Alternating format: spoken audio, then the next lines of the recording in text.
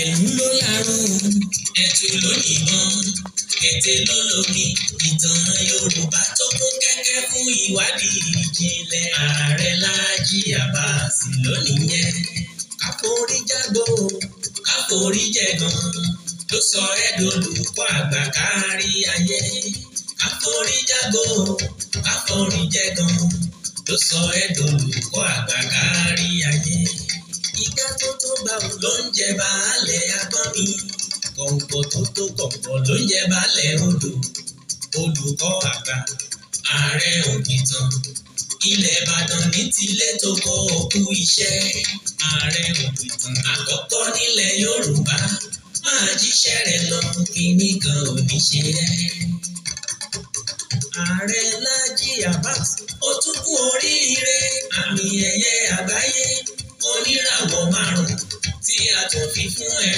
Òpìtàn àgbáyé Ọlọ́run ló rán ẹ, olùkọ́ máa jíṣẹ́ rẹ lọ. Bàbá ṣe ní lóore ọpẹ́ làádùn.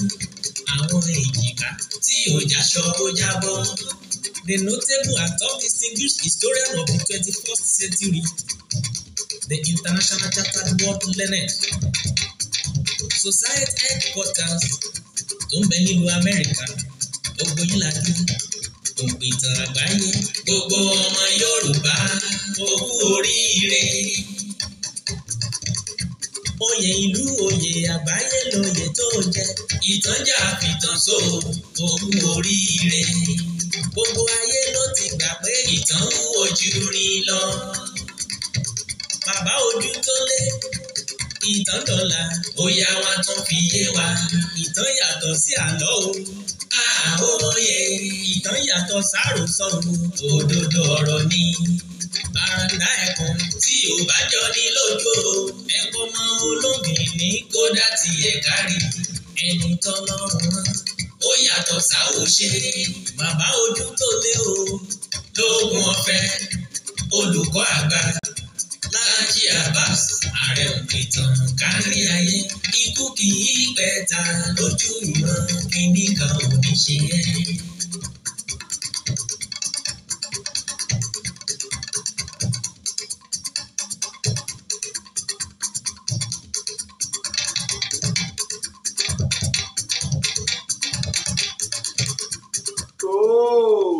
Mo tún kí wa o. Mo kí wa bí mo ṣe máa ń kí wa káàkiri orígun mẹ́rẹ̀ẹ̀rin àgbáyé níbikíbi tẹ́ ẹ ti lè máa gbọ́ mi, tẹ́ ẹ sì ti lè máa wò mí kedere. Ẹ mà tún kó àbọ̀ sórí ètò yín, ètò wa Ìtàn Yorùbá pẹ̀lú ọmọ yín, ọ̀rẹ́ yín, olólùfẹ́ yín, Ààrẹ Òpìtàn ilẹ̀ Ìbàdàn, Olóyè Laji Abbas tí gbogbo àgbáyé ń pè ní olùkọ́ àgbà.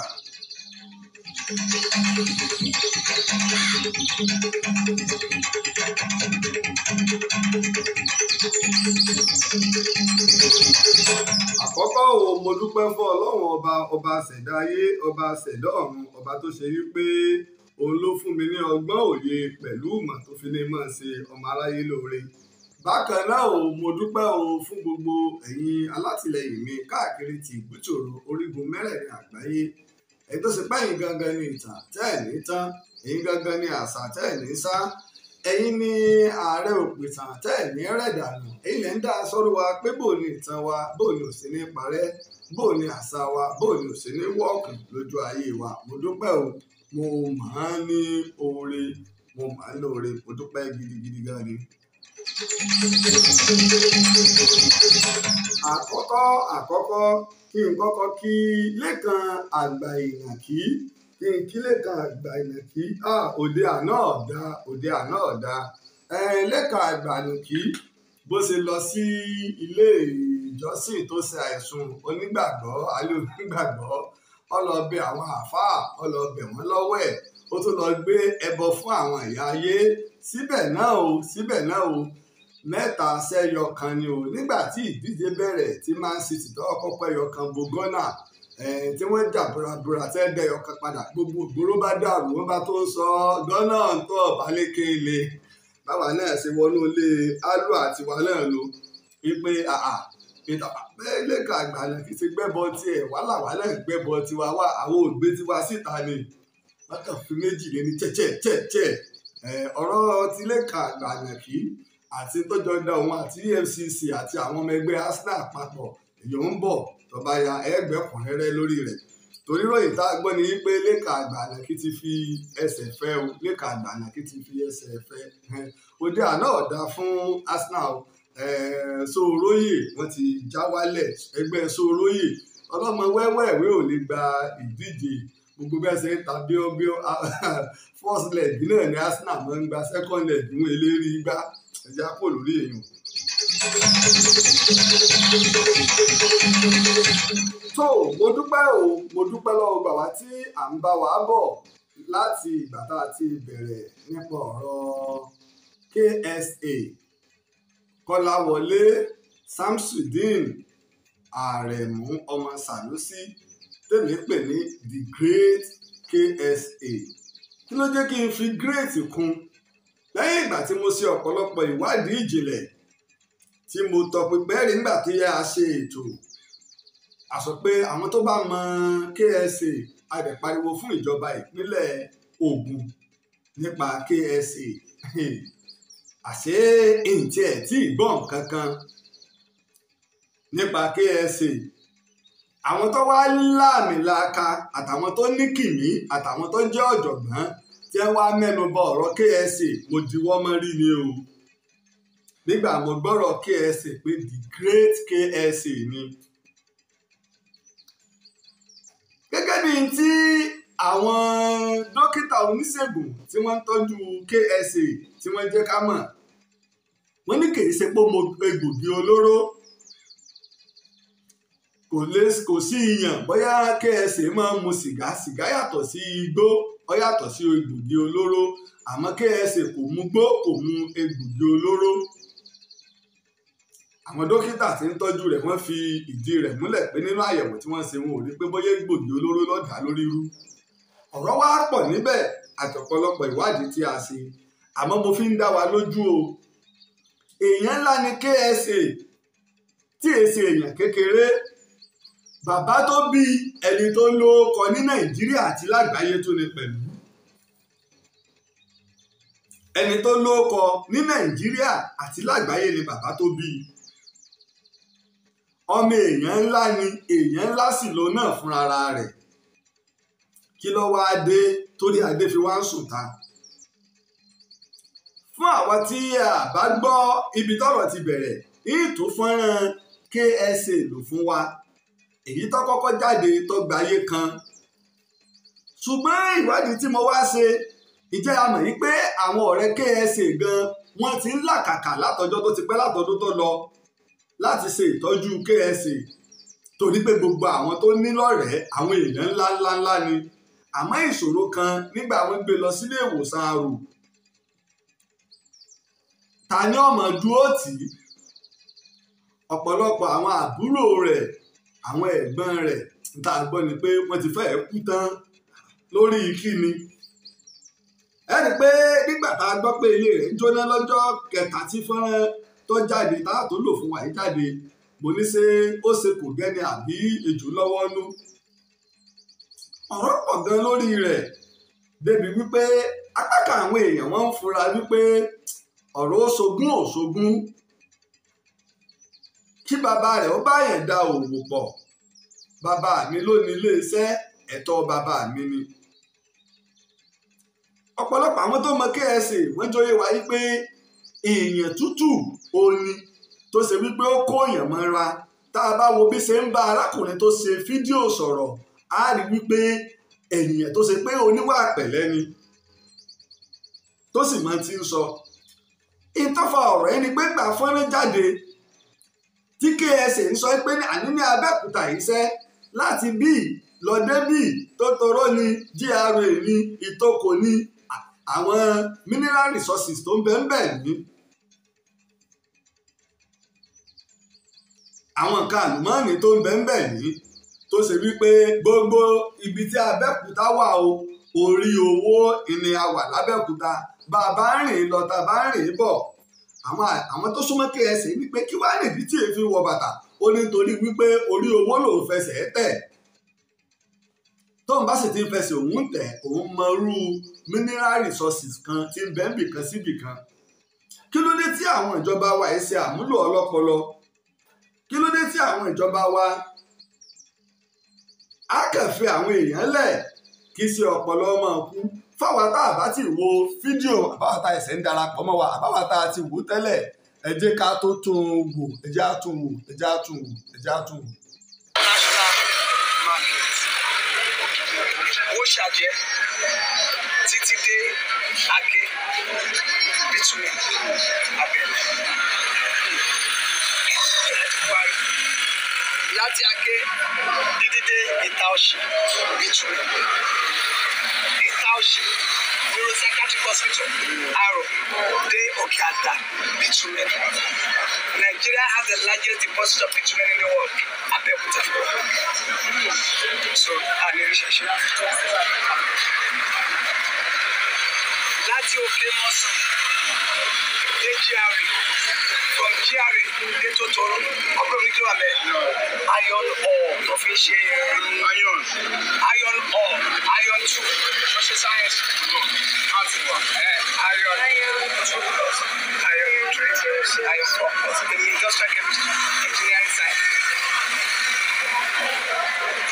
At the secondary school, common entrance, I was #1 in Nigeria. University, I was the best. Yeah, the toughest course in university in Nigeria is industrial chemistry. I was the best. Former KSA, Sanusi. Yes. Pẹ̀lú Deji àti Túnjí Àbùdù. Dr. Dali. Ẹ̀mọ́ Dali náà. Dr. Dali ti kú. Wà lọ sóòsù. Wọ́n ní gbọ́ pé KSA Sanusi. Gbọ́ pé o ti dára. Èmi lẹ́nu Kolawole Sanusi Aare ọmọ Sanusi kọ́ lórí òkè Olúmọ. Fídíò yìí tó jáde sí gbogbo ayé. Nígbà fídíò yìí jáde, ó jẹ́ kí ọ̀pọ̀lọpọ̀ tó farasin kó jáde síta àti tọ́pọ̀lọpọ̀ wa ò mọ̀. Ìtaari ni wípé èèyàn ńlá ni ẹni tá à ń wò nínú fídíò yìí tó jẹ́ wípé ó ní ìpèníjà. Èèyàn ńlá ni, ọlọ́pọlọ ni. Ìjọ́ tèmi tí ọkọ rí fídíò yìí tí mo ti rí gbàrà, omi gbọ̀n mí, torí pé bí ọlọ́pọlọ àtọlọ́pọlọ bá ríra wọn, wọ́n mọ̀ ní pé òun rí èèyàn. Ẹ̀rí ló jẹ́ kí n tètè jáde síta lórí ẹ̀. Àwa bẹ̀rẹ̀ sí ní ṣe ọ̀pọ̀lọpọ̀ àlàyé, à ń ṣe ọ̀pọ̀lọpọ̀ iṣẹ́ ìwádìí. Iṣẹ́ méjì là ń ṣe. Ta lárákùnrin yìí gan? Ẹlẹ́ẹ̀kejì, àwọn nǹkan àlùmọ́ọ́nì tó dárúkọ, ẹ̀rí pé lánàá mo ṣàlàyé nípa gbogbo ẹ̀. Bitumen tó ló wà ní Abẹ́òkúta, a ṣàlàyé gbogbo ẹ̀ fún wa. A fi gbogbo fọ́tò hàn wá. Ní asphalt fi ń ṣe ọ̀dà, ọ̀pọ̀lọpọ̀ kan fi ń ṣe gbogbo páànù olè jẹ̀ráàdì tá à ń lò lónìí, tá à ń lọ fowó kó wá láti China. Pẹ̀lú bí Nàìjíríà ṣe ní tó $13 million ìníwọ́n là ń ná lọ́dọọdún. Lọ́dún 2020 jàre ìlànà $13 million. Lọ́dún tó lọ bíi $25 million lánàá. Tá a bá wá ń pèsè lábẹ́lé, ó ń bẹ ní ìpínlẹ̀ Ondo, ìpínlẹ̀ Edo, ìpínlẹ̀ Èkó, ìpínlẹ̀ Ògùn, ìpínlẹ̀ mẹ́rin tó wà ní Nàìjíríà nù. Àwọn ìpínlẹ̀ mẹ́rẹ̀ẹ̀rin náà wọ́n sì tẹ̀léra wọn. Láti ìpínlẹ̀ Ògùn, ìpínlẹ̀ Èkó, ìpínlẹ̀ Ondo, ìpínlẹ̀ Edo, gbogbo ẹ̀ la ṣàlàyé. Nígbà tá a wá gbọ́, wọ́n ń pé wèrè ni, ó ń sọ̀rọ̀ làákàyè, kí ló dé? Gẹ́gẹ́ bí ìwádìí tá a gbọ́ gan, gbogbo ohun tó ṣẹlẹ̀ sí KSA kò pẹ́. Ẹ já wo fọ́tò KSA, fọ́tò àwòrán KSA nígbà tí kò tí ì sí tó mú KSA, àwòrán KSA àwòrán KSA ní. Mo dúpẹ́ lọ́wọ́ àwọn ọ̀rẹ́ KSA ní Nàìjíríà àti lókè òkun. Mo fi ń dá wa lójú, kìí ṣe owó àti tọ́jú KSA ní ìṣòro KSA. bí wọ́n bá fẹ́ ní tí ilé ìwòsàn tí KSA bá wà ní bá ní lónìí o 50 million láti tọ́jú KSA léèyàn nílé àti lókè òkun láwọn tó jẹ́ akẹgbẹ́ tí wọ́n jọ lọ léèwé. ìta gbọ́ngàn ni pé ọgbà táwọn ọ̀rẹ́ rẹ̀ gbọ́ bíi 4.1 million naira àbójú bẹ́ẹ̀ lọ ó sàlé ní mílíọ̀nù 4 ni wọ́n kọ́kọ́ dá. ìṣòro tí wọ́n wá ní ni pé ta ni ọmọ tọ́jú rẹ̀. wọ́n mú lọ sí Àrò ẹni tó jẹ́ ọ̀gá àgbà Àrò pátápátá ìlọ́wọ́ yọjú sí i nínú yàrá tí wọ́n fi sí.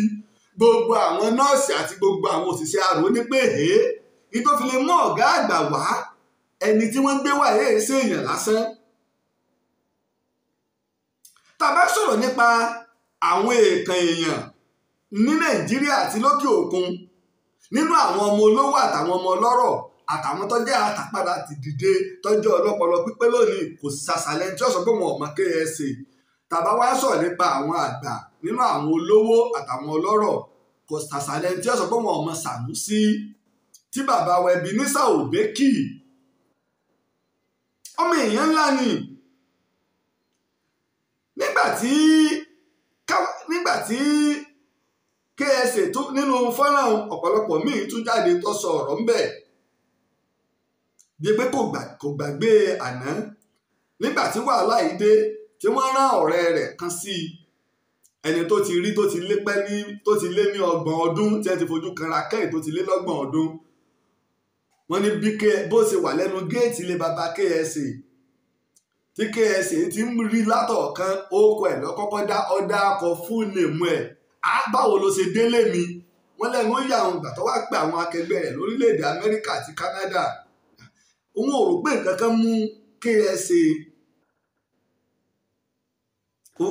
kan mú KSA ọ̀rọ̀ pọ̀ ńbẹ̀. á gba ìpè ẹni tó súnmọ́ KSA dáadáa tí wọ́n jọ lọ iléèwé secondary school ní Sùúrùlérè. á gba ìpè wọn tí wọ́n sì mọ̀ tí wọ́n mọ bàbá rẹ̀ tí wọ́n mọ ìtàn rẹ̀. KSA tẹ́ ń wò yìí Kọ́lá Abíọ́lá ọmọ o òdú ní tá bá sọ̀rọ̀ nípa gbogbo àwọn olówó ní ìpínlẹ̀ Ògùn wọ ìpínlẹ̀ Èkó wọ ìpínlẹ̀ Ọ̀yọ́ kárí ilẹ̀ Yorùbá délé Haúsá èèmọ̀ Dangote gbogbo wọn mọ KSA. àwọn èèyàn ńláńlá wọ́n mọ bàbá rẹ̀ wọ́n sì mọ̀ pọlọpọlọ ni. nígbà tí KSA ń sọ yí pé ta ni ó lọ sí yunifásitì Àgọ́-Ìwòye Ògùn State University tí ó lóun ọmọ òun wọ́n gbogbo àwọn ọ̀rẹ́ rẹ̀ àwọn èèyàn tó mọ̀ wọ́n jẹ́rìí pé bẹ́ẹ̀ ni one of the best brain ta ní Nàìjíríà ni. àwòrán KSA là ń wò yìí. a rí wípé tá a bá wo ìmúra yìí kìí ṣẹlẹ̀ kan tó ń bá a fẹ́ ayé kí n tá a gbọ́ ni pé ọmọ ọdún 51 51 years ní KSA. kìí ṣẹlẹ̀ kan tó ṣe pé bóyá ẹnìkan tó ń wá fẹ́ ayé kí wà ọrùn wà ẹsẹ̀ ọmọ èèyàn ńlá ni.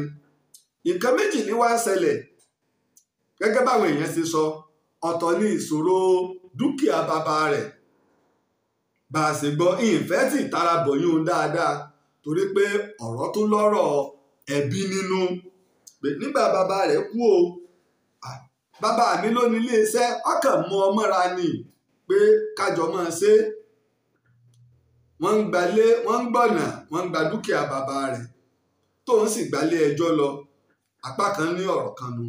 ẹ wá àwọn ọ̀pọ̀lọpọ̀ ọ̀rọ̀ tí KSA ń ṣe nípa àwọn nǹkan àlùmọ́ọ́nì tí ń bẹ ní Abẹ́òkúta àti ní ìpínlẹ̀ Ògùn wọ́n ní pírójẹ́ẹ̀tì tó ṣe nígbà tó wà ní yunifásitì nu tí gbogbo èèyàn sì gbà bẹ́ẹ̀. wọ́n lọ wá lákàkàkà gbogbo àwọn èèyàn ńláńlá gbogbo àwọn olówó gbogbo àwọn ọlọ́rọ̀ lọ́lọ́ bá kí ní ìrèé ẹja sọ́dọ̀ òótọ́ kádálé sẹ́lẹ̀ ìyún gan tó pa ó kó ìdààmú ọkàn bá ká lè mọ ibi tí ìṣòro rẹ̀ ti ń bọ̀ gbogbo wàhálà tó ń ṣe ìyún tó kó ìdààmú ọkàn bá ìní wípé tá a bá rí èèyàn tá a bá rọ́ lọ́pọlọ ẹja ṣàmúlò sí ọpọlọ. bàbá wa kébé Kwara bolórin náà gbà mọ́ ọkọ sí apá kínní wọ́n ní bí èèyàn bá ti rógun ìdílé wọ́n ní bí èèyàn bá ṣiṣẹ́ jèrè lọ kò ní jèrè kankan ìdí ọ̀rọ̀ rẹ̀ Àyìnlá Ògún ìdí ọ̀rọ̀ rẹ̀ o tènìyàn dúdú fi ń wà lẹ́yìn tóyìnbó fi ń rọ́wọ́ mú. ṣùgbọ́n a dúpẹ́ àwọn ọ̀rẹ́ KSA wọ́n ti lọ bá ní ilé ìwòsàn tí wọ́n ti ń tọ́jú rẹ̀ ọ̀pọ̀lọpọ̀ àwọn ọ̀rẹ́ àtojúlùmọ̀ nínú àwọn àwòrán ìkànnì nínú wọn ẹ jẹ́ ká máa fi àwọn àwòrán hàn wá ìkànnì eléyìí lára àwọn àwòrán ní nígbà tí wọ́n lọ bá KSA nígbà wọ́n ń tọ́jú rẹ̀ ní ilé ìwòsàn ìmíì tó ń bẹ tó ṣe pé àwọn ọ̀rẹ́ rẹ̀ ti ẹ̀ pọ̀ tó náà ń bá wọn sọ̀rọ̀ á tó lo àwọn fídíò kan ìmíì lélẹ́yìí ẹ wo bó ṣe dì mọ́ ìyá wa ẹ̀ nígbà tí wọ́n ríra ẹ wo bó ṣe dì mọ́ ìyá wa ẹ̀ nígbà wọ́n ríra àdúpẹ́ o wọ́n lẹ́ ẹnìkan ti ń dúró tì nílé ìwòsàn ó dà pé fídíò kan tó ń bẹ tí mo fẹ́ fi hàn wá kò ju 16 seconds lọ tí wọ́n kàn yà nílé ìwòsàn yìí tí KSA tó ti ẹnu bọ ọ̀rọ̀ ara àwọn fọ́tò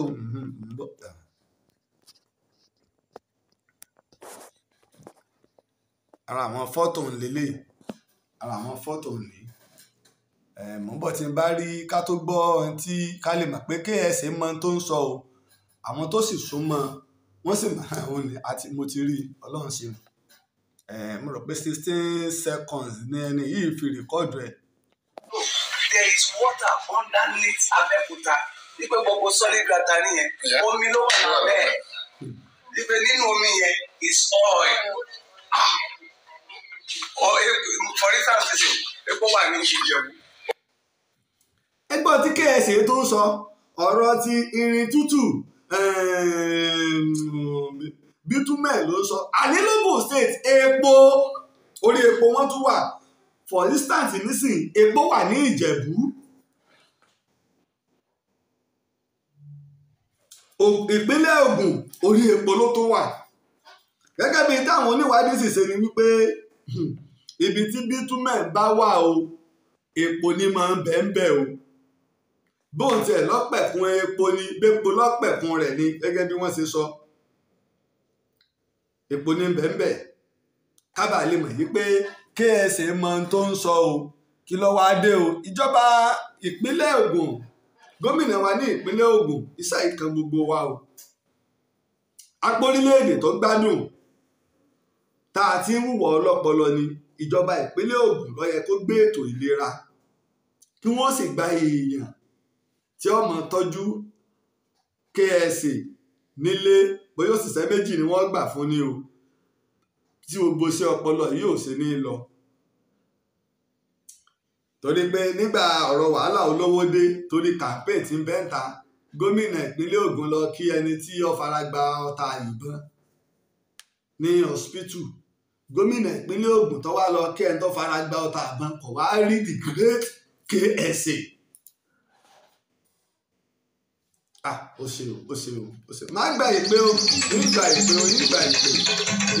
ìpè má gba ìpè káwa náà káàsì tó bá ẹ̀kú lọ sọ àwa tá a bá sì ní ìbéèrè náà á lè béèrè ìbéèrè tí a bá fẹ́ béèrè má gba ìpè.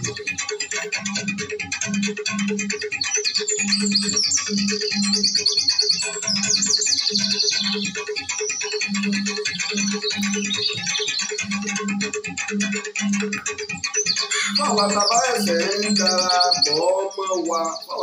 ẹ̀sẹ̀ ń darapọ̀ mọ́ wa ẹ jẹ́ tún fídíò àkọ́kọ́ tó kọ́kọ́ jáde nípa KSA yẹn gbé síta kárí ẹ nígbà tá à ń retí.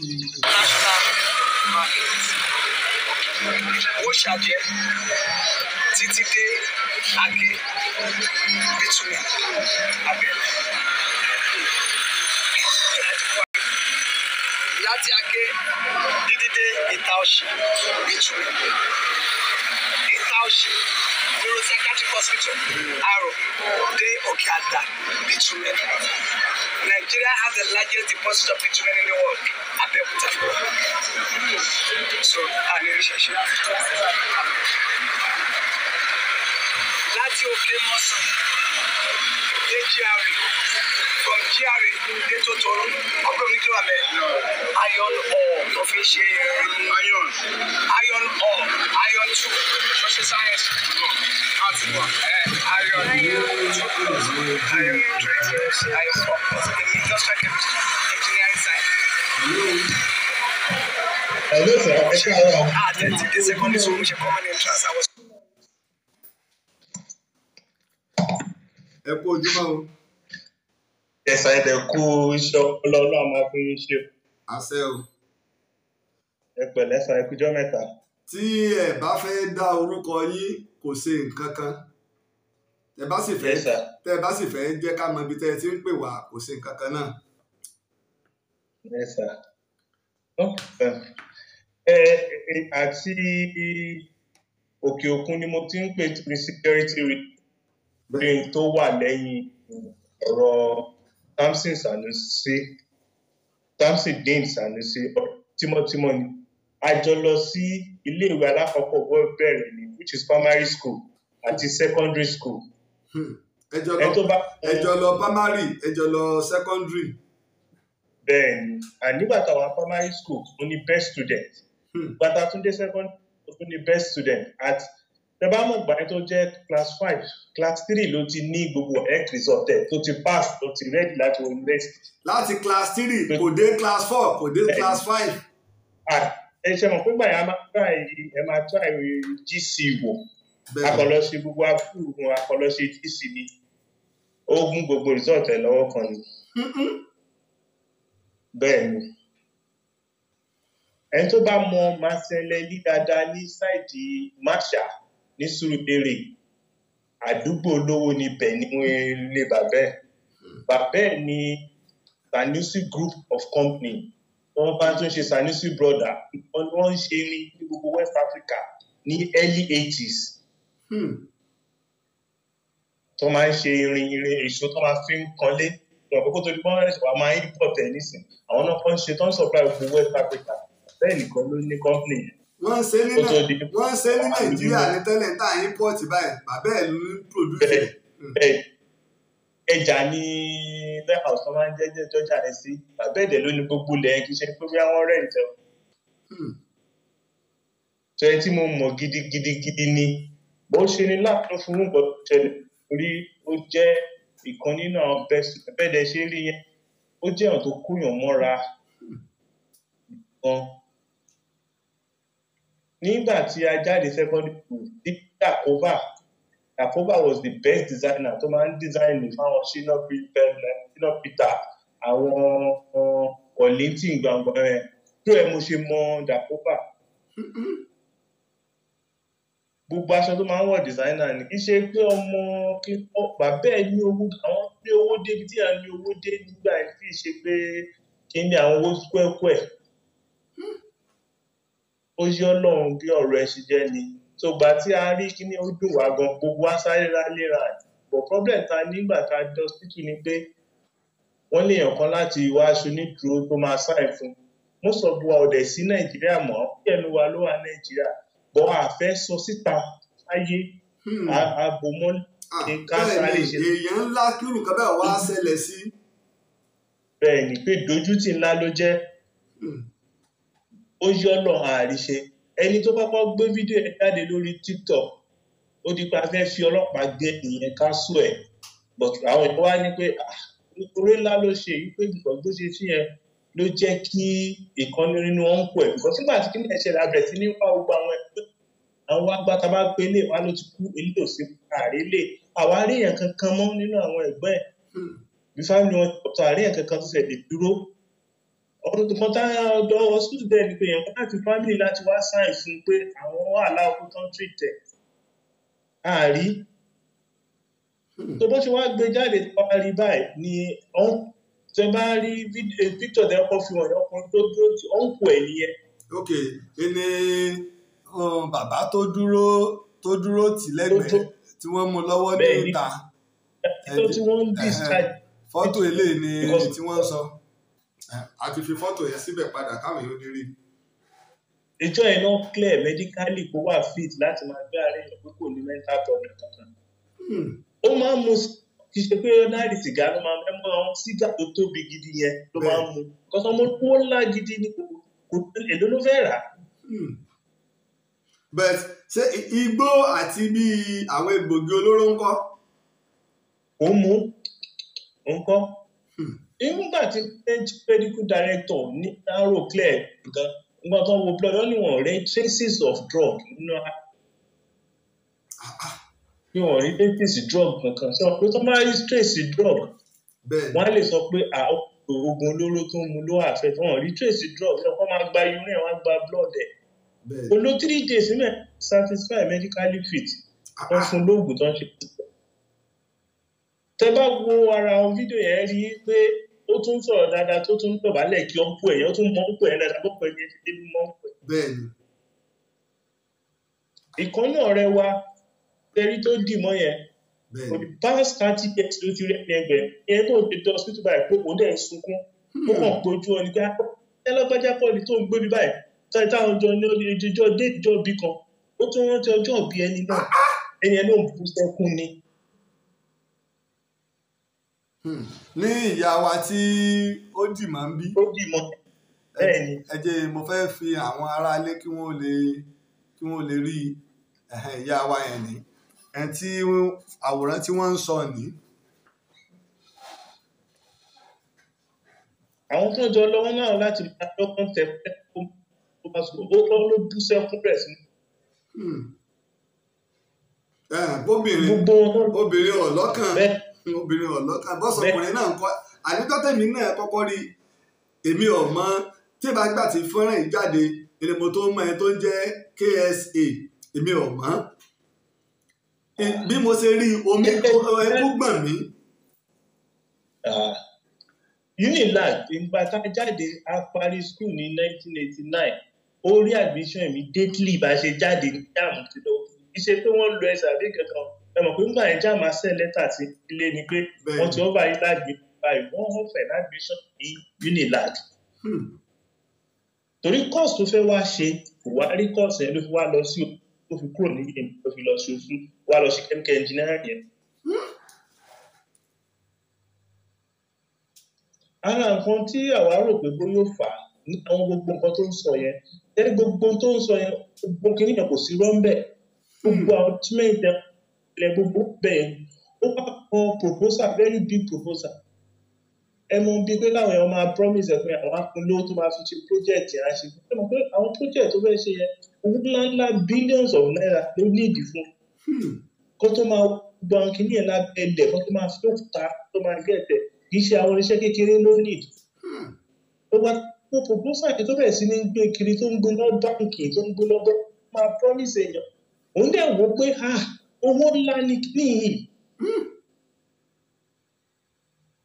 so ara àwọn tó àkọ́kọ́ fi pé ó jẹ́ nǹkan tó affect ẹ̀ nìyẹn because kò rúnà lọ́wọ́ because kì í ṣe owó kékeré ló need láti ṣe àwọn kíní yẹn. àwọn kíní yẹn dẹ̀ wà á bẹ̀ tó tẹ̀lé lórí ni ẹ ẹni tó sáàdì tó èèyàn pè ọ́ ní best student èèyàn ń gbé èèyàn best student láti bá ìdílé secondary school tó tún ní best wáyé jùlọ exam result ó máa lè wá jẹ́ èèyàn tó lámì kàkà àgbáyé náà.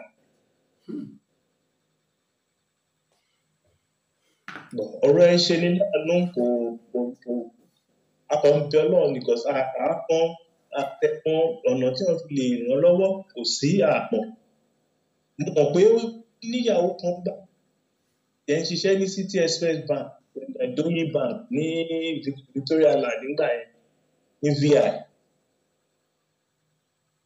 but mi lẹ́yìn ìgbà mi ò lóòpẹ́ bí omi mọ̀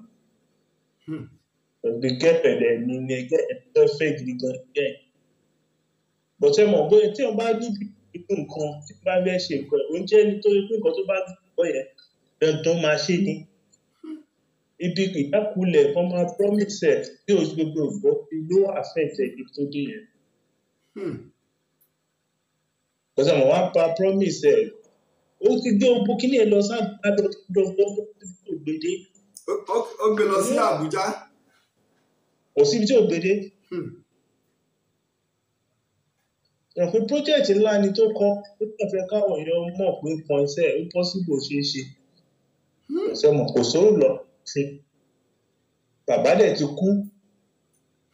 Kò sí ìyá kò sí bàbá. Ìyá ti kú, bàbá náà dẹ̀ ti kú. Gbogbo ogún tó dẹ̀ fojú ọkọ ni kò rógún gbà. Ó tún di case tó kú ẹ̀ báyẹn.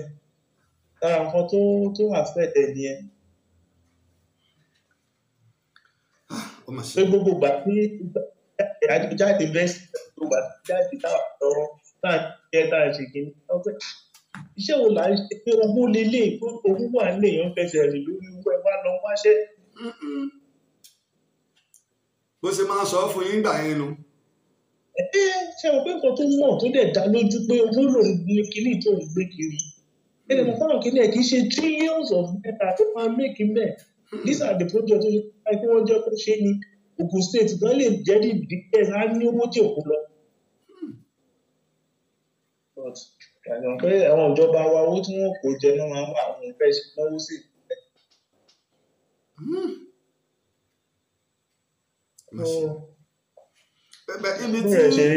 Ibi tí ọ̀rọ̀ dé báyìí a dúpẹ́ lọ́wọ́ èyí tẹ́ jẹ́ ọ̀rẹ́ àti àwọn ojúlùmọ̀ Sanusi a mọ̀ yí pé àkọ́kọ́ gẹ́gẹ́ bá a ṣe sọ ṣáájú kì í ṣe owó tí wọ́n fi tọ́jú ẹ̀ kọ́kọ́ jẹ́ ṣòro nígbà náà bí kò ṣe ta ẹlẹ́ni tí yóò dúró tì í nígbà wọn. Báyìí nígbà tá a tẹ̀ ti rí ọ́nkù ẹ̀ kan àwọn bàbá wa tí wọ́n lọ bá wọn àti ó ti kọ́kọ́ jóyè wá pé àti rí ènìyàn àwọn ìgbésẹ̀ wo ni ẹ̀yin ọ̀rẹ́ tó fẹ́ gbé nípa wọn ṣé mọ̀ pé tẹ́ bá gbádùn náà báyìí nísìnyí bá a ṣe gbọ́ wọ́n níjọ́ kẹta tí fídíò ń jáde ìnílé jóná bóyá pílé bàbá wọn tí wọ́n ń gbé lábẹ́òkúta yẹn náà ni ó jóná torí àwọn èèyàn ròyìn pélé ńlá nílé yẹn. Ìgbà tí mo gbọ́ náà ó yà mí náà lẹ́nu pé kí ló ṣe. ọgbà àwọn panápaná ní wákàtí méjì kí wọ́n tó rí iná pa. Ó yà mí lẹ́nu. kọ́ máa ṣe pé gbogbo òwe tí ẹnì yìí kọ gbogbo dọ́kúmẹ́ǹtì náà ni bóyá àmúwọ́ Ọlọ́run ní o béjò lọ́wọ́ gbogbo ẹ̀ náà wọ́n ti sọ náà sí báyìí. Máa pe orúkọ ẹni láti béèrè láti find out. Ojú tèmi fi wò ó àti ìwòye tèmi ni wípé ọ̀dà ò ẹ̀jẹ̀ apálápá ayé tí ọ̀bá lè ríbi lọ tí bá ń ṣe gángan kiri tààrà ń yè táyé ń rò pé wèrè ni gbogbo tí ń sọ gbogbo tó gbé lọ́wọ́ kò ní wúlò ṣùgbọ́n nígbà tí lọ́jọ́ kẹta tí fídíò yìí jáde tẹ́rí pé gbogbo ayé ti rí ọ̀dà o bóyá ẹja kanna jó ibi tí gbogbo àwọn dọ́kúmẹ́ǹtì pírójẹ́tì gbogbo ẹ̀ yìí wà pòpúsà gbogbo ẹ̀ àfẹ́kẹ́ tó bá wa ṣe ìwádìí délẹ̀ láàrin ṣé ó ṣeéṣe ń tẹ́ jẹ́ ọ̀rẹ́ Sanusi nílé lókè òkun gbogbo àná la máa bí orílẹ̀-èdè ṣe rí ẹ lè gbé wọn kúrò ní Nàìjíríà. Ṣé mọ orí ẹ̀ pé Samson jẹ́ èèyàn kan tó jẹ́ pé nǹkan tó bá believe nínú ẹ̀ yẹn àfi tó bá ṣe. Hello sir. Ṣé rí nǹkan tó believe nínú ẹ̀ ni pé kí ní yẹn sẹ́ òun gbọ́dọ̀ rí project yẹn ṣe. Jẹ́ gbogbo pé wọ́n jó báyẹn ṣe ẹni tí ò réèyàn fún bí ó bá 30 years torí tó rántí orúkọ ẹ̀ tó rántí àdírẹ́sì tó ń gbé tó rántí ìgbà tó rántí ṣé gbogbo project ẹni ò ní mọ̀ lórí. Bó ṣe wà yẹn tó bá gbé jókòó tó pọ̀ ní afọ láàrin 30 minutes nígbà táwa school tá a bá ń ṣe ẹ̀sà tó bá fún wa ní 3 hours fún pépà kan táwọn sì lè lo 1 hour. Gbogbo ẹ̀dẹ̀ ni ó gbà ó kún pé 80 lòún fẹ́ gbà àbí 90 lòún fẹ́ gbà níṣẹ́ ni èyí tí ó ṣe mọ̀ nẹ̀kùn ní ṣe tó kù níbi tí wọ́n mọ̀ wèdè. Ibi tọ́lọ́ ń fi ìwé tọ́lọ́ ń fi kẹ́dé. Bẹ́ẹ̀ ni ẹ̀rí rí kó kàwé àjọ máa gbá bọ́ọ̀lù kiri tó bá dìgbà ẹ̀sẹ̀ náà a máa ń sọ pé Samson máa kó bára la máa ń gbèsè òní. Kò lè kàwé sì jọ máa gbá bọ́ọ̀lù ọba sì ni wọ́n kí ó sì láwọn gbẹ̀yìn tẹ́ sáyẹ̀sì lórí ìwé lọ rẹpẹtẹ. Genius ni àwọn àkàndá èèyàn lò bọ́lá ṣe máa ń dá wọn nù. Láti ilé mi láti Àgùdà lọ bá ní ẹni bíbẹ̀ ṣe jìnnà tó ó wá kọ́ mi níwèé ni oníwòwe yẹn lẹ́ẹ̀mejì ò mọ kí ní kẹ̀kí ilé tó bá ṣe ilé tó bá ṣe ilé tó bá ṣe òtítọ́ bó dẹ̀ ṣe sàn ló máa fi jẹ́.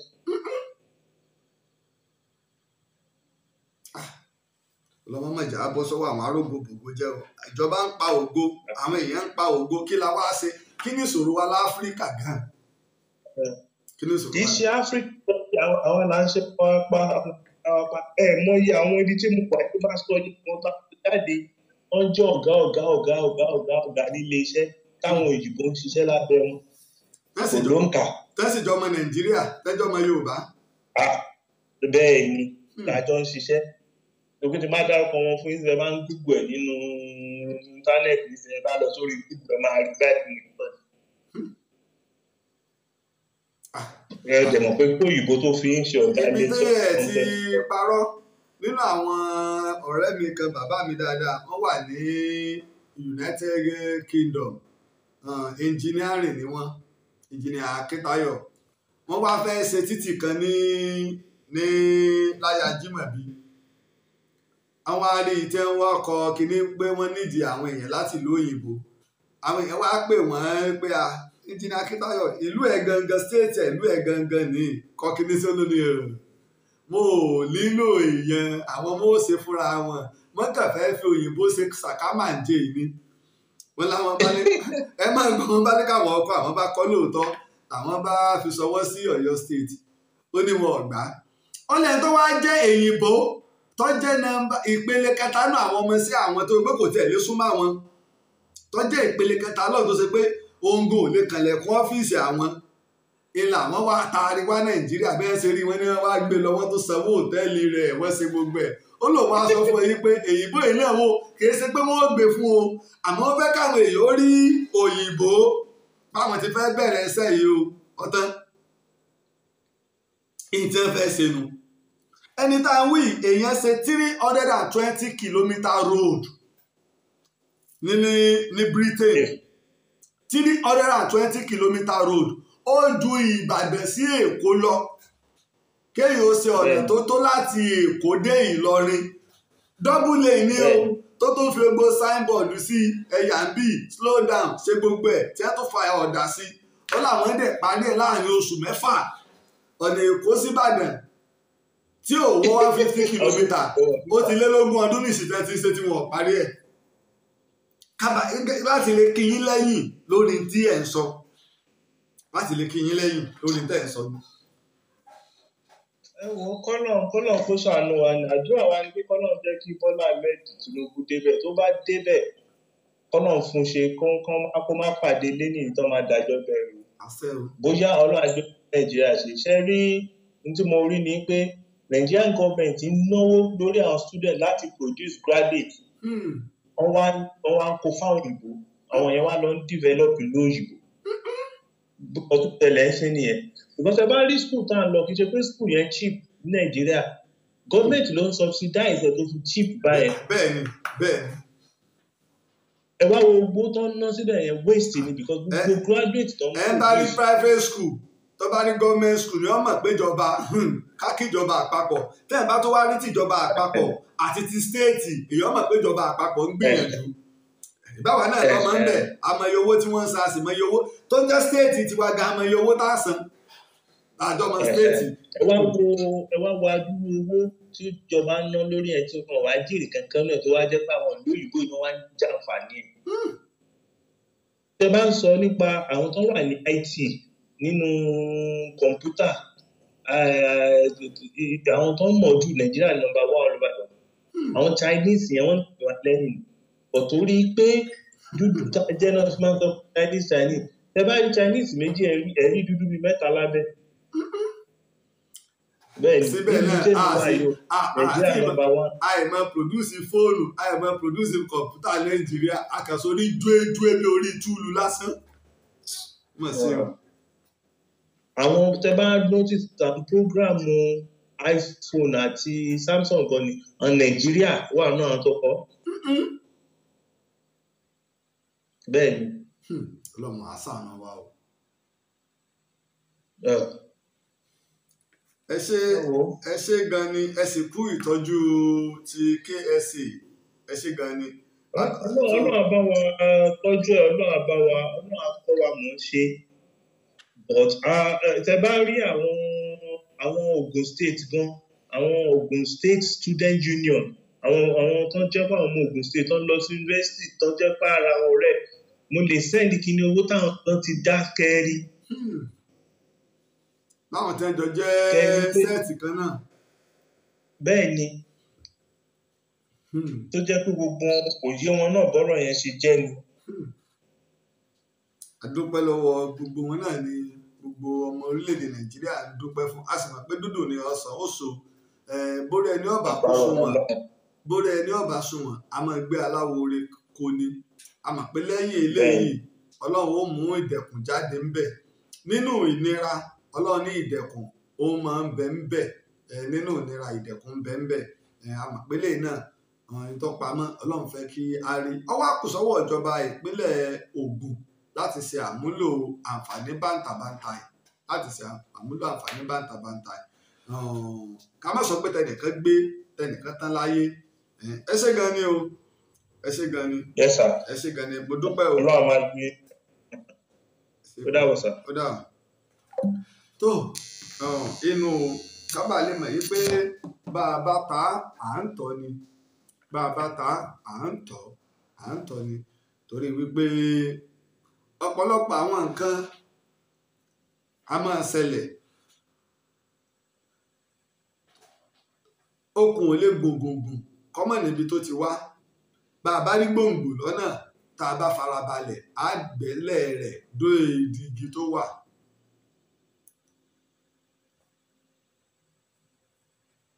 Sanusi, Kolawole, Samsondeen, Aremu KSA ọmọ Sanusi. Wọ́n ní bàbá ẹ̀ ló ní Sanusi Group of Company tó gbajúmọ̀ tó ṣe pé òun ni iléeṣẹ́ àkọ́kọ́ tó kọ́kọ́ ń ṣe èso sí gbogbo nǹkan ní West Africa nígbà náà. Náà ni ọ̀pọ̀lọpọ̀ wa ti ń gbọ́ yìí, àwa tá à ń wò wá, gbogbo àwa èèyàn, àwa tá a jẹ́ ọ̀rẹ́ bàbá àbí ojúlùmọ̀ bàbá rẹ̀ àti ọ̀pọ̀lọpọ̀ àwọn èèyàn. Ó ti gba pé ẹ̀yin tẹ́ jẹ́ ọ̀rẹ́. A dúpẹ́ o lọ́wọ́ àwọn stúdẹ̀ǹtì Ogun State University àgọ́ òwòye táwọn náà ti dìde. Wọ́n sọ fún wa pé àwọn náà tún gbé ìgbésẹ̀. Ṣùgbọ́n ẹ já gbé ìgbìmọ̀ dìde ní tààràtààrà kí la lè ṣe. Mo mọ̀ pé wọ́n tẹ̀sí àwọn ọlọ́pọlọ pípé àwọn ọ̀jọ̀gbọ́n èèyàn ní kí la lè ṣe, ọ̀nà wo la lè gbé gbà tọ́rọ̀ Sanusi yóò fi gbọ́. Àwa náà àǹfààní wà fún wa láti pè wọlé báyìí. Àǹfààní wà fún ẹnikẹ́ni láti pè wọlé láti dá sí ètò lórí 08023687432 lórí WhatsApp nìkan ni o, lórí WhatsApp nìkan ni ẹ pè wá sí o. Ẹ má pè wá sórí local call o, ẹ pè wá sórí WhatsApp nìkan ni kẹ́ ẹ pè wá sí. Ẹnìkan ti wà ní ojú òpó, ẹnìkan ti wà ní ojú òpó. Hello. Ẹ káàárọ̀ Abbas. Ẹ káàárọ̀ o, ẹ kú ojúmọ́ o. Ẹ sà ẹ pé ètò.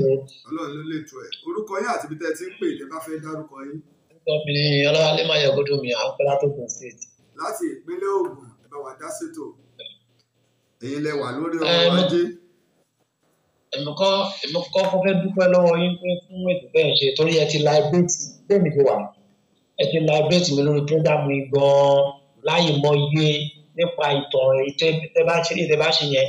Kọ́kọ́ dúpẹ́ náà torí àwọn ọ̀rọ̀ kan wà bẹ́ẹ̀ pé èèyàn máa wò gẹ́gẹ́ bí báyìí tó yẹ pé nígbà tí ẹ tàn mọ́lẹ̀ sí èèyàn ṣe ọ̀nà sábì pé báyìí kọ́ ló ṣe rí báyìí ló ṣe rí torí orílẹ̀-èdè yìí ó jẹ́ orílẹ̀-èdè tó yẹ pé wọn tán sọ́nà lọ yìí tí wọn tàn mọ́lẹ̀ sí nǹkan táwọn kan bá ti sọ àbí tó bá ti ṣe èèyàn máa tẹ̀lé.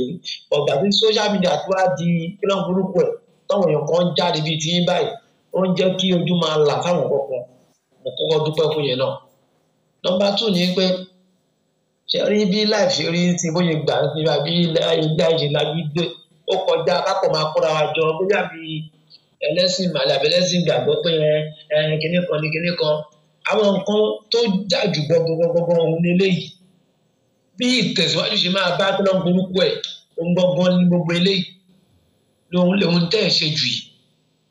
Èmi kọ́ bẹ̀ dúpẹ́ lọ́wọ́ yín ṣá fún gbogbo ìgbìyànjú torí eléyìí tẹ́ tó ń ṣe yín sìn báyìí àwọn ìjọba náà ti máa rí ṣùgbọ́n àìnígbègbèsẹ̀ náà ni wàhálà wọ́n á ti rí but bámbá mo yó òun ló pọ̀ nínú ọ̀rọ̀ wọn ni mi kọ́ dúpẹ́ lọ́wọ́ yín mo ní kí n dúpẹ́ lọ́wọ́ yín fún ìtàn ìṣe ni o torí èmi pásánálì mo gé nínú ètò yín tí ò ṣe é kéré gbé fún. èyí náà gbé fún ẹ ṣé gan ni tó bá sọ pé wọ́n ń gbé fún o ààrẹ Laji Abbas ni wọ́n ń gbé fún iṣẹ́ ọpọlọ ni èmi náà kọ́ ọlọ́run ọba ni tí Sanusi là ń sọ yìí tí Sanusi tó bá gbádùn ìyẹn Kolawole Samsondeen Aremu tó bá gbádùn KSA tó sì rógo rẹ̀ lù ìdùnnú ní ó jẹ́ fún gbogbo wa ni ó sì jẹ́ fún wa ní ìpínlẹ̀ Ògùn àti nílẹ̀ Yorùbá àti West Africa lápapọ̀ ìdùnnú ńlá ni ó jẹ́ fún wa ọ̀pọ̀lọpọ̀ àwọn èèyàn bíi KSA ló ń bẹ ọ̀pọ̀lọpọ̀ àwọn èèyàn bẹ́ẹ̀ ni ń bẹ ìjọba arọ̀ yìí ẹ jẹ́ ká wo fídíò yìí tí ó fa ọ̀rọ̀ yìí gangan tí mo fi rí fídíò Sanusi gangan ni eléyìí fáwa tá a bá ẹsẹ̀ ń darapọ̀ mọ́ àwa tá a bá wa bọ̀ láti apá kìíní apá kejì apá kẹta tá a ti bẹ̀rẹ̀ ẹ jẹ́ ká wo fídíò yìí tó fa ọ̀rọ̀ gangan ni ẹ farabalẹ̀ ẹ gbọ́rọ̀ yìí o kẹ wá wo tí Sanusi ń ṣe tá a sì ti rí ẹ̀rí rẹ̀ tí ìtọ̀pinpin tó sì já mọ̀ pé gbogbo tí a ń pè ní ìpínlẹ̀ Ògùn orí owó ni wọ́n wà ẹ wá gbọ́ o. Associations all over the world to at least make sure they get minimum 5 potential investors who will be interested in investing in Nigeria, in Yoruba land, not Nigeria. And we did. So we had a conference in Dubai at the Burj Khalifa. We invited Alaafin.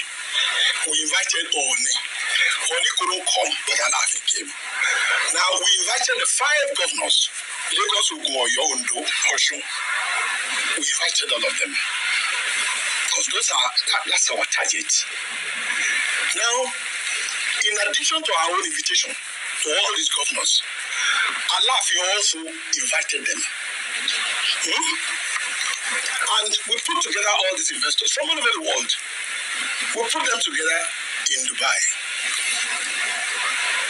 Worldwide Holdings is the president of Worldwide Holding is Lama Jensen. He was so impressed at our presentation about Yoruba land. So because everything, we identified everything in Yoruba land, mineral resources, agriculture, and all this. So this is just exactly the same thing we try to do now. He was impressed. He alone promised Alaafin that $100 billion on the platform for Yoruba land. Whatever you want in Yoruba land, he was ready to do. $200 billion. I'm not talking in terms of $1 billion. And Alaafin was like, if you can give us a aeroplane to start with the airline, we can even start with that. He said, done. Alaafin should get the necessary documents for it. And Alaafin agreed. We were to construct train around Yoruba State alone. And a big mall in Osogbo as the center of Yoruba. Alaafin himself agreed to all this. We signed everybody. A Russian company also, a Russian organization also said they are ready to invest $50 billion. Many of them. But Alaafin was like, this is an opportunity. None of the governors came to that conference. When these people were to sign, it was Alaafin who signed and me that witnessed. None of the governors, none of them came. It was Alaafin was almost crying at that conference. He even called Ajumobi, ọmọ mi ẹtí mo rí mi yìí kì í ṣe ìwọ kékeré ìbádàpọ̀ tó wà lè wá fúnra rẹ̀. He called Ajumobi. I was there when he was calling him. And Ajumobi said, Monsura wà ńbẹ̀. At that time when we were talking, Monsura was found in the gold soak. Monsura, we understand, was the speaker of the House of the Alaafin was almost crying. And Alaafin Allah said they should come to Nigeria. Nothing happened. And since then, we realized that these people are not interested in the development of Yoruba. They are interested in being governor, take care of themselves, and that's all. Ẹnìkan wà lójú òpó. Ẹ kú ojúmọ́. Ẹ káàárọ̀ Ààrẹ. Orúkọ yín àti ibi tẹ́ ti ń pè o. Well, mi ò ní fẹ́ dá orúkọ mi ṣùgbọ́n òkè òkun ni mo ti pè. Ẹ bá wa dá sí ètò. Ẹ kú iṣẹ́ ọpọlọ, ó ti ṣe díẹ̀ tí mo ti máa ń kọ́ ètò yìí ìtàn Yorùbá. Lórí Great KSA, mi ò bá sọ wípé kí àwọn ọ̀rẹ́ wọn or family wọn kí wọ́n gbìyànjú láti ṣe psychological evaluation. Nítorí pé pẹ̀lú ọ̀rẹ́ wọn tó sọ̀rọ̀, wọ́n ní àwọn proposal tí wọ́n kọ ṣẹ́mọ̀ ó ti lè cause depression. Coupled with àwọn family problems or issues tí wọ́n lè ní. So mo believe pé tí wọ́n bá lè ṣe psychological evaluation, ó yẹ kí wọ́n lè determine next line of action. Èwo lẹ̀ ń pè bẹ́ẹ̀ tó lẹ́ ti ń sọ̀rọ̀. Mi ò mọ̀ tí ṣe lè sọ ní Yorùbá ṣẹ̀gẹ́ so mi ò mọ̀ tí ṣe lè sọ ní Yorùbá. It's just like bí pé kọ́ ṣe general assessment tí wọ́n kọ́ fọ̀rọ̀ wá wọn lẹ́nu wọ́n lè mọ level of thinking capability wọn àtàkùn. Ṣẹ̀gẹ́ tó wọ́n lè mọ ìdí tó máa ti bẹ̀rẹ̀ àti ibi tí wọ́n lọ. Ọlọ́run mo gbà ládùúrà tí Ọlọ́run á fún wọn ní àlàáfíà. So and based lórí ọ̀rọ̀ Nàìjíríà, ṣẹ́rí Nàìjíríà is a consumer nation or consuming nation. It's not a productive nation. Torí ẹ̀ ló ṣe jẹ́ pé gbogbo nǹkan ta ti ń produce ìṣe ni gbogbo ẹ̀ ń kú instead kí wọ́n máa jì. So gbogbo àwọn olùdarí wa instead kí wọ́n máa jí ìṣe ni gbogbo wọn náà ń. Ṣèbá tí kù tó ta gbogbo ilé iṣẹ́ ni wọ́n tó ń pariwo pé kó tó máa bọ̀ kọ́ wá tà tó tún kù. Èyí táwọn Tinubu tó lẹ́sẹ̀ ṣe lẹ́kọ̀ọ́ ní kó tó wá tà. Tẹ bá wo àwọn tó ti ń rúlu Nàìjíríà, ìṣe ni sísítẹ̀mù yẹn ṣe ló merry-go-round. Àwọn kan ṣo náà ló ṣe ń rúlẹ̀. Àwọn tẹ̀ ń gbórúkọ wọn ní 1920 lẹ́ ṣe ń gbórúkọ wọn ní 2023. So torí ẹ̀ Nigeria is a consuming nation, it's not a productive nation, and that has to do with ìyẹn ní láti ṣe pẹ̀lú psychology of the Western nation. Wọ́n ti brainwash wa torí ẹ̀ ni pé àwọn nǹkan tí a bá ń produce kò lè jọ wá lójú. Àwọn èèyàn prefer láti wọ suit lọ síbi iṣẹ́ ju kó wọ Kampala àbí Ankara lọ. Ẹ jẹ́ fún yín, ẹ jẹ́ ilé kan sí yín. Nigeria Wire and Cable ó wà lápáta níbàdàn lọ́nà tó lọ sábẹ́kúta. Òun ni wọ́n pè ní the best. Ètò ẹ bá kó wá láti ìlú òyìnbó kò dáa tó Nigeria Wire and Cable. Wọ́n wá jẹ́wọ́ Nigeria Wire and Cable run àwọn èèyàn wa àwọn ọmọ Ìgbò tí ẹ kó bẹ́ẹ̀ àwọn wá lọ dá iléeṣẹ́ tí wọ́n lẹ̀. Tí wọ́n yẹn náà wọ́n wá jẹ́ best ju ti ìtẹ́ bá kó wá láti ìlú òyìnbó lọ. Tó já mọ̀ yìí pé ọpọlọ Nigeria Wire and Cable tí wọ́n jẹrun iná wọn gbé lọ ọbẹ̀. Òun náà ni wọ́n gbé lọ. So mi ò mọ bí àwa Nàìjíríà ṣe máa ń ronú gẹ́gẹ́ bọ́ gbàgbọ́ pé Ọlọ́run bá fún wa ṣe. So lórí ọ̀rọ̀ yín tẹ̀tẹ̀ máa ń sọ nípa Aṣíwájú, mo máa ń kí yín lẹ́yìn. Ilé mi believe pé bàbá yẹn fẹ́ sacrifice ara ẹ̀ because wọn ò lè lose anything. So mo believe wọ́n fẹ́ sacrifice ara wọn. Nígbà náà tí ó ṣe refinery wọ́n lọ gbé sí Níjẹ̀. Tinubu ní Èkó ń bí epo ń bẹ lẹ́kọ̀ọ́ náà. Refinery tó tóbi sí kẹta lágbàáyé lónìí báyìí Èkó wọ́n gbé sí. Gbogbo àwọn mineral resources tí KSA sọ yẹn kì í ṣe fáwọn ìjọba yìí wọn ò mọ̀. Gẹ́gẹ́ torí pé Nàìjíríà jẹ́ consuming nation. Ìwọ̀n stress àti lọ máa wà láti lọ máa process láti lọ máa ṣe yẹn òun ni wọn ò lè bẹ́ẹ̀ ni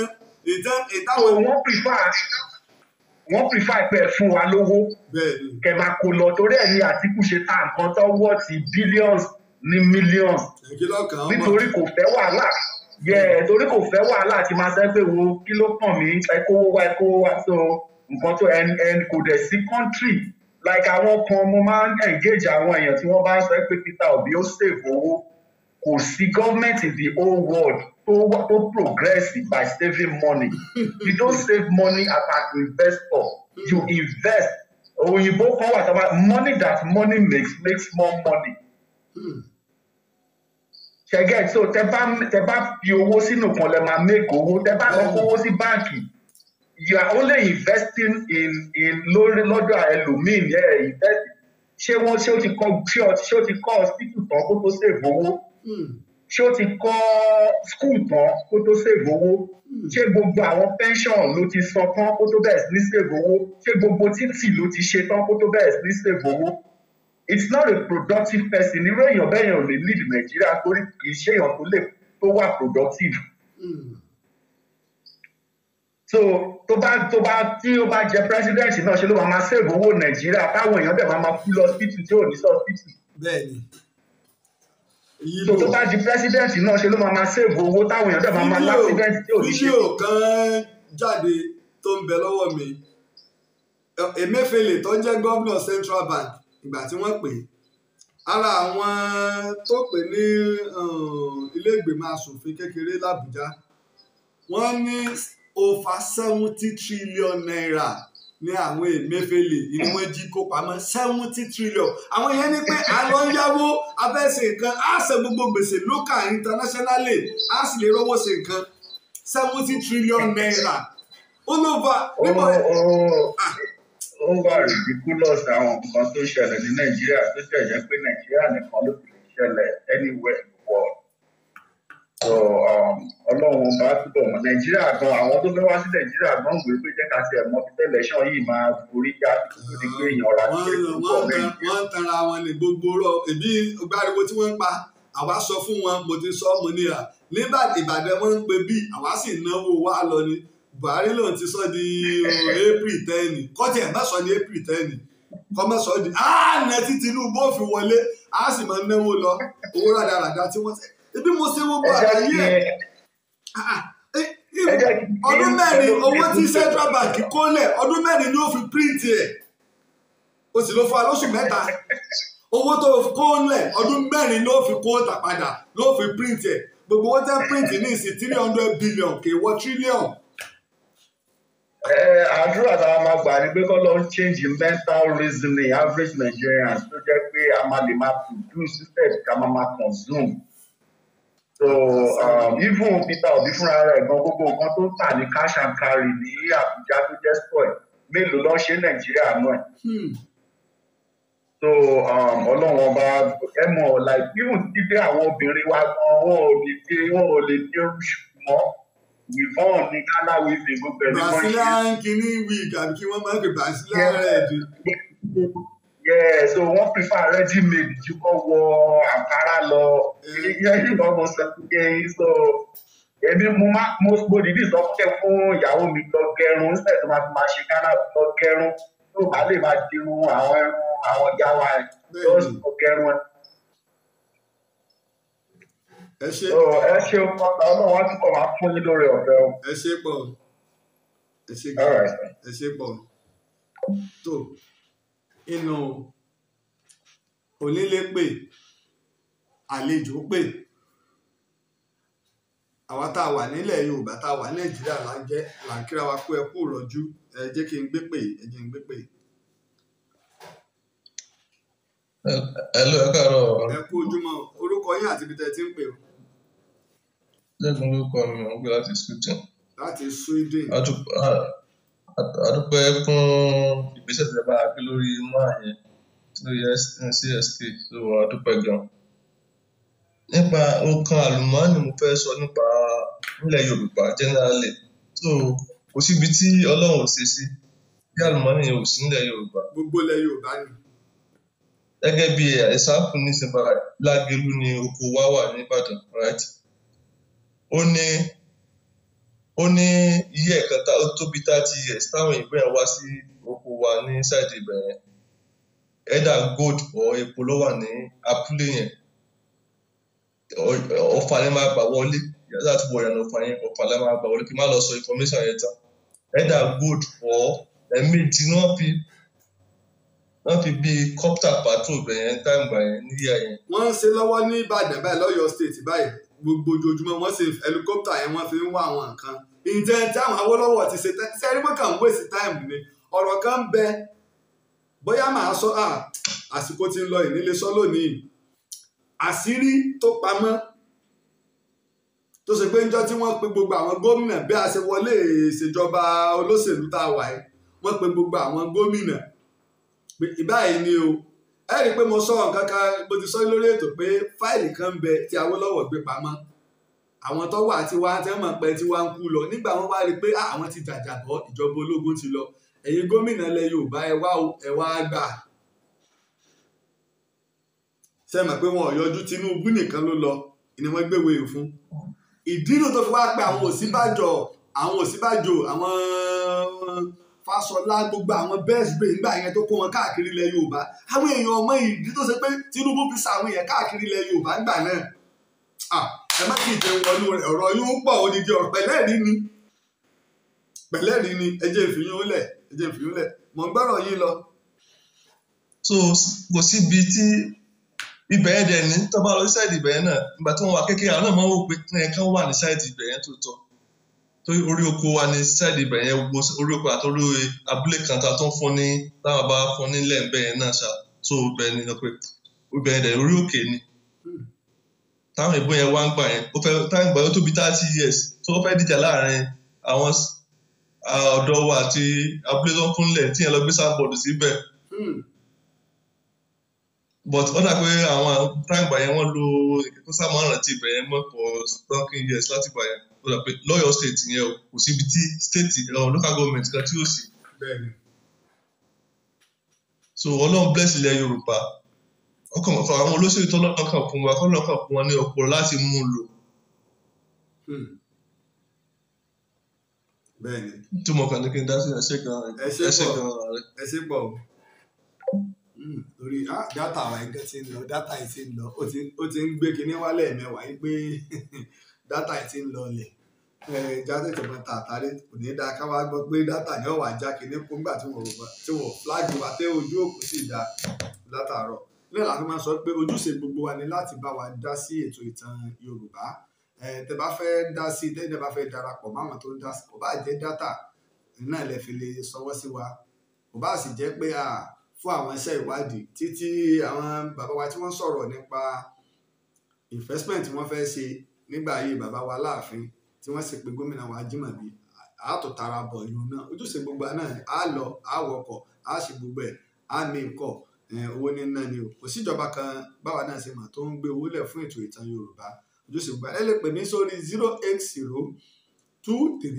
08023687432 ọ̀pọ̀lọpọ̀ ẹ̀mí máa ń pè mí tá a bá ń ṣe ètò pé ká máa fi àkáǹtì wa síta tá a bá pè wá á fún wa ẹ lè pè mí lẹ́ẹ̀kan sí sórí 08023687432 ẹ bá ti pè mí sí pẹ̀lú ògo Ọlọ́run á fún wa ní àwọn àkáǹtì wa tá a bá ti pè mí á fún wa pẹ̀lú ògo Ọlọ́run tó mo dúpẹ́ lọ́wọ́ ọmọdé o mo dúpẹ́ lọ́wọ́ àgbàlagbà mo dúpẹ́ lọ́wọ́ ọkùnrin wa mo dúpẹ́ lọ́wọ́ obìnrin wa ilẹ̀ Yorùbá ò ní bàjẹ́ orílẹ̀-èdè Nàìjíríà ò ní bàjẹ́ West Africa ò ní bàjẹ́ Africa lápapọ̀ ò ní bàjẹ́ àgbáyé ò ní bàjẹ́ o ẹ̀ǹgbà wa tá a wà lẹ́yìn odi àkórè òkú délé tí a bá ń sùn tá a bá ń jí ká máa rántí wípé ayé kì í yé ni kí dèrè má yé ni o ó lè yan ọ̀rẹ́ má ṣe yan ìmùlẹ̀ torí pé ayé nìyí sà ayé nìyí mà ayé jọ gbogbo wa títí ìgbà tá a tún pàdé Ààrẹ Laji Abbas lórúkọ tèmi o èmi á máa wípé ejò kan ò ní rọlù wèrè pé láyè kó dúró ire o. Olóyè Laji Abbas Ọlọ́run ló rán ẹ asọ̀tàn gbáyé asọ̀tàn lóye o iṣẹ́ tó ṣe títí tó fi dolóyè nílẹ̀ Yorùbá ọba Olúbàdàn ló fún ẹ lóyè èyí tó tọ́ sí ẹ ààrẹ òpìtàn àkọ́kọ́ nílẹ̀ Yorùbá ọlọ́run ọba ló rán ẹ ààrẹ òpìtàn ilẹ̀ Ìbàdàn kò pẹ́ fún wa ìlẹ̀kẹ̀ lọ́wọ́ ìlẹ̀kẹ̀ lọ́rùn olóyè Laji Abbas ìwọ ń pápá ìwọ nùnà asọ̀tàn gboyè ìwọ lọ́lọ́run fún. Orí bá ti kún kárànṣẹ́ palábẹ́ odò ògùn ẹ̀ kò mú wẹ̀ o. Ìtàn Yorùbá tí ò lẹ́jà ń bá kan ọlọ́run ọba ló rán ẹ olùkọ́ àgbà.